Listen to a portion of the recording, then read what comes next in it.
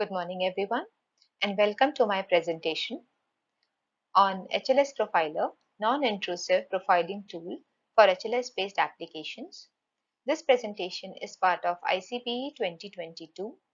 Myself, Nupur Sumeet. My co-authors are Deeksha and Manoj, and we are part of TCS Research.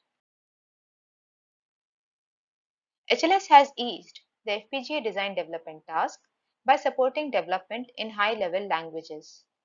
Pragmas are an important feature available to performance tune the design. The HLS compiler reports an end-to-end latency, but line-wise cycle breakup is not available.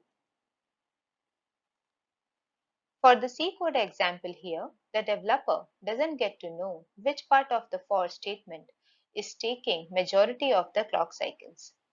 In the absence of this information, the designer cannot make out the current design is the most optimal one or not, and loses on the opportunity to improvise. A line-by-line association between the kernel and the performance can be used for fine-grained performance tuning of the source code. The concept of line-by-line association is not new, and its use is seen in software profiling tools such as gprof. But an equivalent profiling tool for HLS-based applications is not available, but is highly desirable. One way to obtain line-by-line analysis of hardware design is through waveforms.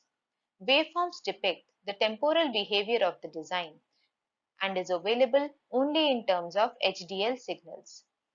Though HDL code is the RTL representation of the source code, it can be quite involved to understand and necessitates familiarity with HDLs. This upsets the ease of coding benefit HLS development tools bring in, since eventually familiarity with HDL is required.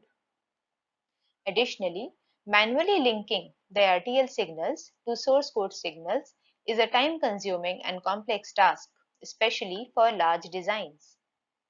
The highly parallel, pipelined, and data flow-based execution in FPGA designs make performance accounting a challenge.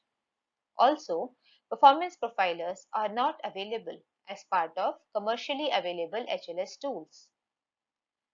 With this work, we are making an attempt to bridge this gap with a framework that provides a performance profile of the generated HDL in terms of source code terminology.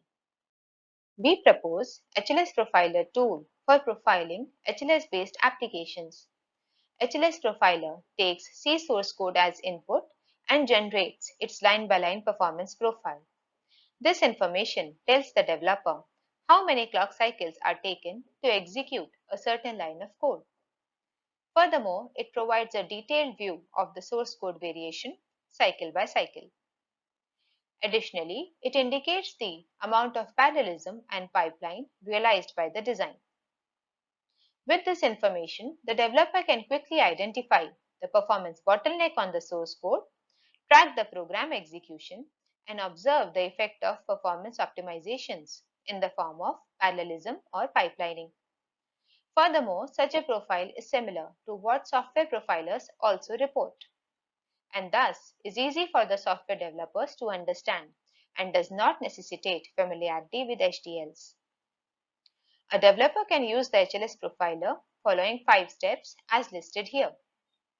The HLSProfiler takes as input source code, HLS compiler generated files, and some hardware specific inputs. The developer then runs the HLSProfiler and generates the performance profile. The performance profile contains the source code line number, source code variable name, and source code variable value at a clock cycle level granularity. Looking at this information, the developer identifies the performance bottleneck and updates the source code with a suitable pragma. He then runs the HLSProfiler again, and in the updated performance profile looks at the effect of the applied pragma. If the effect is desirable, then he can look at the next performance bottleneck and go on optimizing the same by editing the source code. This is an iterative process to eventually converge on an optimal design. Here is the output of the HLS profiler called as summary report for an example source code. The trip count indicates the number of hits of a certain source code line. The line latency indicates the number of clock cycles taken to execute a certain source code line. Based on the line latency, line number 8 and line number 9 indicates the bottleneck operation for this source code. The line latency gives some indication of the performance bottleneck, but it doesn't account for the parallelism which is commonly seen in FPGA designs. The HLS profiler captures the design parallelism in the form of weighted latency, which indicates the distinct cycles or non-overlapping time spent on each line of source code. Additionally, the last column on overlapping lines tells us the line number with which a certain line is sharing its execution clock cycles. The higher the number of lines overlapping with other lines, the higher the parallelism in the design. Internally, the HLS profiler is based on static information available from the HLS compiler and dynamic trace available from the co-simulation waveforms. The static information captures the data flow control flow and helps draw association between source code line number and variable name. The dynamic trace is indicative of the runtime design flow and associates a clock cycle and source code variable value. Let us now understand what constitutes the static information and dynamic trace for a typical source code. Here is a toy example where the value of variable A is updated by the sum of variable B and C followed by increment on C variable. These operations are realized as a state machine in hardware that schedules dependent operations in a sequence, whereas independent operations are scheduled in parallel. For the example design shown here, three states are generated. First state is idle state, where B and C variables are initialized. The same can be seen in the first few clocks of the waveform. Following this, the variable A is updated with B plus C in state 2, and C variable is updated in state 3. The state machine constitutes the static information and contains source code and HDL signal linkages. The waveforms capture the signal updates in terms of HDL signals and its values. It constitutes the dynamic trace.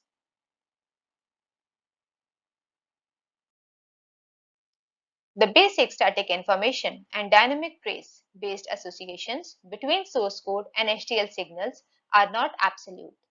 We observed missing and incorrect linkages in cases where source code contains branches, shift operations, or duplicate statements.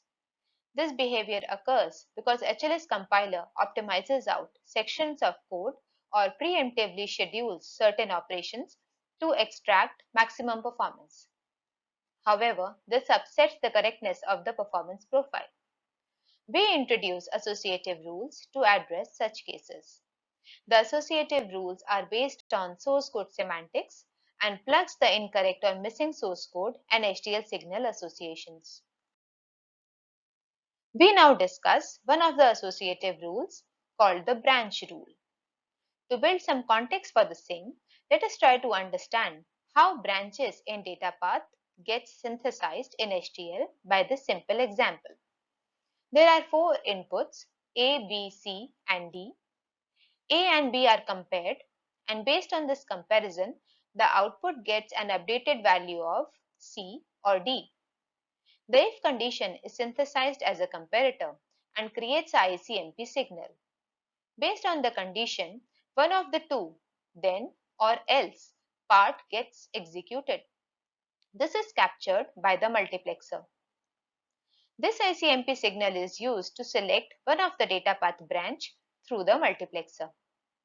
Another important thing to notice here is the comparison condition is encoded in its dual form. That is, in the source code, the operation is less than or equal to, but it is synthesized as the greater than operation in hardware design. The HLS compiler does these modifications to the code based on the kind of hardware blocks available on the FPGA. The data path branches can disturb the performance table and make it unfair.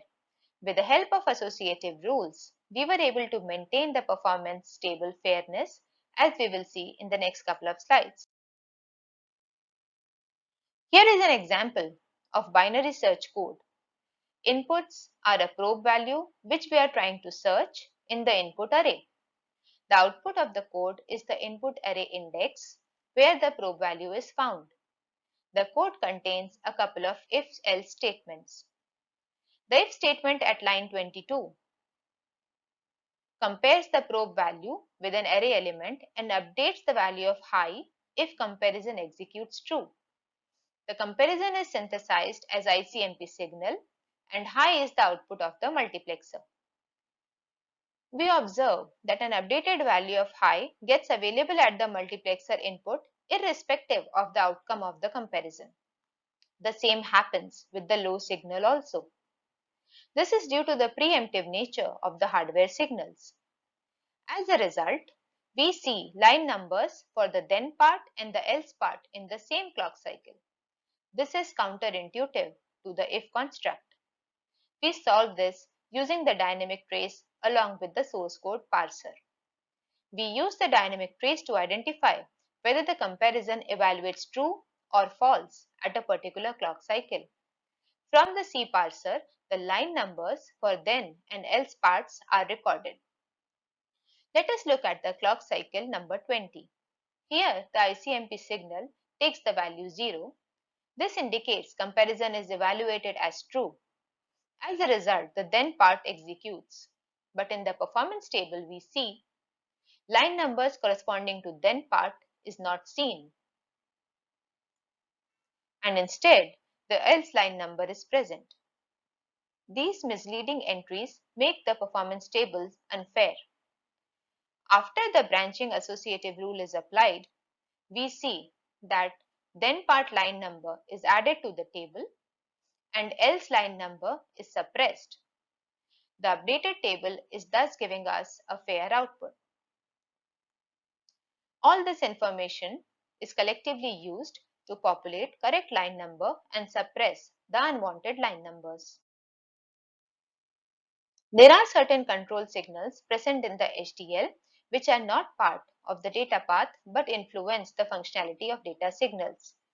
We observe spurious transition of the data signal being captured in the performance table. In case of arrays, the data signal transitions are valid only when control signals are active. We have defined an associative rule to address this. We suppress the spurious data transitions by looking jointly at the control and data signal in case of arrays. In another case, where there are multiple subfunctions in the source code, unwanted transitions were seen from subfunctions which were not executing for a particular stretch of clock cycles. To avoid this, we use the start and end signal of the subfunction and suppress the spurious transition of variables belonging to inactive subfunctions. Another rule is defined around registers and wires. Registers are clocked resources, whereas wires do not have a sense of time. In the static analysis, the line number were only specified for wires.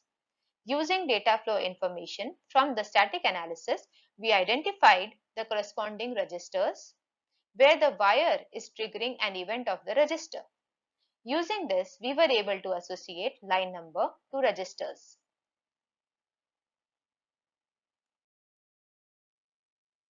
We evaluated the profiler on an industrial recommendation application called NICER. NICER is an in-house developed recommender model developed in HLS, since FPGAs can satisfy the fast turnaround time requirement of recommendation systems. The NICER algorithm contains many large matrix multiplication operations with bias addition of the form shown in lin-A equation here. The lin_A module is used to transform the input and prepare it for the GRU model of graph neural network, which is part of the NICER algorithm. The source code for Nicer contains three nested for loops with inner mull and inner add loops at level 3 nesting. The inner mull generates the product terms in matrix multiplication that are accumulated in the inner add loop. The performance analysis of the source code indicates 300 cycles are spent on the inner mull and 400 cycles are spent on the inner add operation. Here, the data dependence is such that inner add is necessarily going to be a sequential operation and requires inner mull to be finished before it can start. Through the array partitioning and loop unroll pragma on inner mull loop, the latency is brought down to 2 clock cycles, that is, a reduction of 150 times for this loop is achieved. The overall performance gain is 2.3 times. The state of the art in hardware profiler domain is now discussed. HLSCO focuses on estimating performance for an HLS-based application by introducing probes into the design, and the profiling granularity is at the loop or subfunction level. Other works such as Comba, Aladdin, and Lin Analyzer uses instruction tree trace to estimate program performance. These work focus on providing analysis for efficient design space exploration by limiting synthesis runs, but struggles when the design contains multiple interdependent pragma directives. HLS Profiler, on the other hand, is non-intrusive and does not consume any hardware resource of the FPGA. It is based on cycle-accurate simulations available as part of HDL development tools. This helps in getting a cycle-accurate profile without the need of actual hardware run and avoids the time-consuming step of bitstream generation for the FPGA. On the other hand, state-of-the-art tools use performance estimates and does not take the simulation into account. Additionally, HLS Profiler captures the amount of parallelism through the overlap of source code lines. This is desirable in the profile, especially in highly parallel designs, the likes of which are often targeted on FPGAs. Since the output is in human readable format, it is user friendly and exhibits similarity to software profiling outputs. Because of this reason, the profiler can be used seamlessly by software designers without necessitating familiarity with the HDL domain knowledge. Since the HLS profiler is based on source code parser, we assume that the source code is written following good coding practices and every new statement is written on a new line. We now discuss the current limitations of the HLS profiler tool. Line numbers at which variables are initialized are not getting captured by the HLS profiler. Additionally, line numbers that contain HLS library functions such as sine or cos and duplicate variables or statements are not captured by the tool. The reason behind this is the static analysis points to the header file line numbers where the definition of the library functions is written instead of pointing to the source code line number. And in case of duplicate variables or statements, such constructs are considered redundant and optimized out by the HLS compiler. Additionally, the verification of the profiler output is done manually and for limited number of clock cycles. However, having an automated method to verify the profile against a ground truth such as instruction trace tree and dynamic program behavior would have been ideal for verification. In conclusion, profiling an HLS-based design is challenging because of the inherent parallelism of the FPGAs and requirement of domain knowledge while using traditional methods. Our work on HLS Profiler bridges this gap and provides a performance profile of the generated HDL in source code context that is easier for the designer to interpret and identify code hotspots. The profiler builds on the static information and dynamic trace available from HLS development tools. In addition to this, the proposed associative rules help plug the missing incorrect associations in profile that are seen when using only static and dynamic information. HLS profile is non-intrusive and as a result does not consume any hardware resources.